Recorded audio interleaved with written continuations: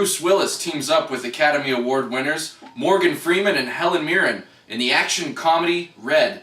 Hello everyone, I'm once again returning guest critic Greg Hill on RealScreenReviews.com, and I'm so happy to once again be joining Nick Iacobucci. Thank you for having me, Nick. Oh, thank you for being here. And Greg, I like your shirt and tie. It kind of matches mine. It kind of matches the set director and the costume director. It kind of matches something going on here. Do you see any common denominators? Almost. Maybe by the end of the review it'll sink in, but props to wardrobe and set design on that one. I think we're actually talking about the title of the movie, and that would be the movie Red. It opened in wide release on Friday, October 15th, and it stars, aforementioned stars, actually, Bruce Willis, Helen Mirren, Morgan Freeman, and joining them is legendary actor Ernest Borgnine, Carl Urban, and John Malkovich, and Mary Louise Parker. There's quite a cast there.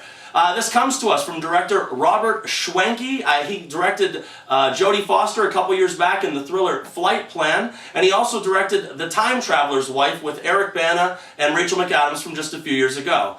Now he teams up with Bruce Willis and a slew of people to bring us this action comedy, and I'll turn it right back over to my guest critic, Greg, to tell us a little bit about the movie Red.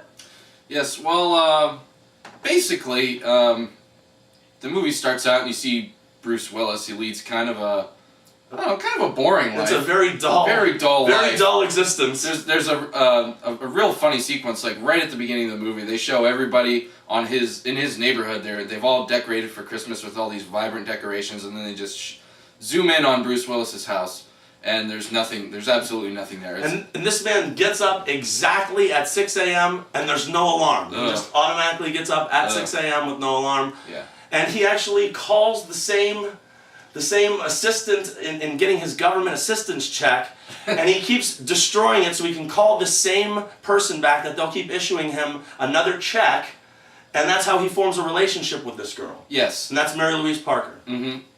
And then from there, the movie's basically Bruce Willis trying to run for his life, trying to piece together why he's trying to be killed.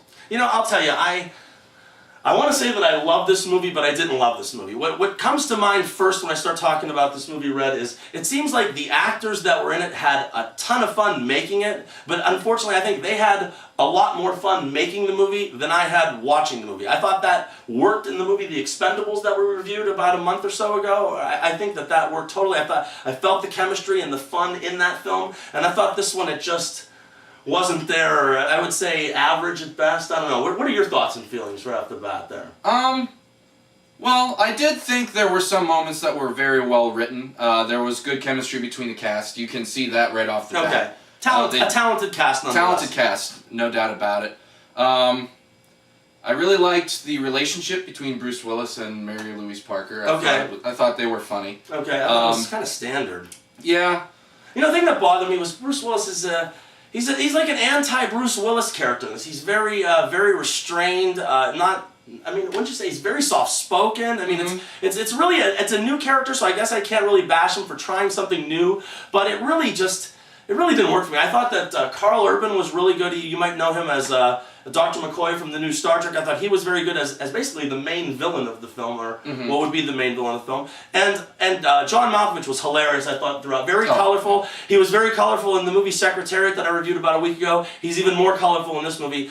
But I really thought that the movie, just on a whole, just could have been better. I want to say that a movie like this is the movie that came out a couple months ago called The Killers with Ashton Kutcher, which was terrible. It was aspiring to be this film, the movie Red, and this film, the movie Red, wasn't even really that good. So I don't know what that was even trying to be. So I don't know. I was disappointed. Yeah, like I said, I thought it was well written at times. You know, sometimes it kind of dragged and could have improved.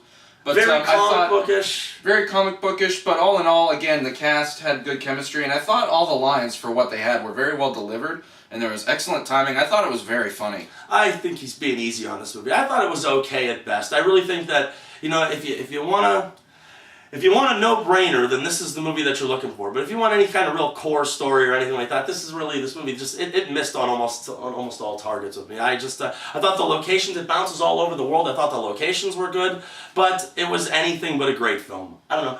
Stars? What stars are you gonna give this?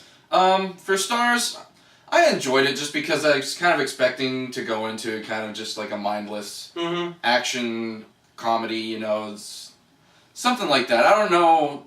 I mean, I really don't have anything to compare it to I know, in terms of what it's like or what to expect. I mean, it's just it's an action he's not movie really with ranting and comedy. raving about this thing over here, so... No, I mean, it's good. I'm going to give it 3 stars. I liked it a little bit more than a 2.5, but I think 3 might be a little bit generous. I think he's being very generous. I'm going to give this 2 stars. And I'm going to say that it has credible action sequences, but there's just really nothing behind it. I mean, you have all this talent in front of the camera, and really nothing coming through to the audience. And like I said, if you want mindless action, I mean, then this is really going to be your bag. But I'm going to say, if you're in there, you know, because I'll tell you, Helen Mirren's a very talented actress, John Malkovich, very talented, Willis obviously has been around for decades, very talented. There's really not much of any kind of talented acting going on here at all. So I think a little disappointed on my end, a little disappointed, I think more disappointed than Greg over there. I'm only going to give it 2 stars, and I'm going to say, this is probably something you might want to red box for $1 or rent for just a few dollars at your local video store.